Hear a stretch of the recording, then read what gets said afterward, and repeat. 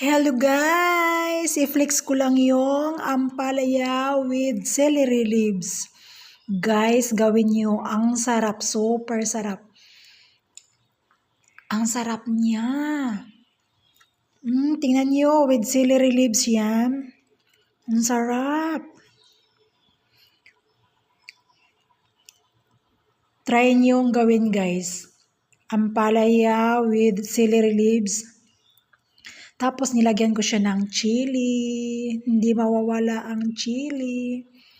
Ang sarap. As in, ang sarap talaga. Yan. Tikman natin. Sarap.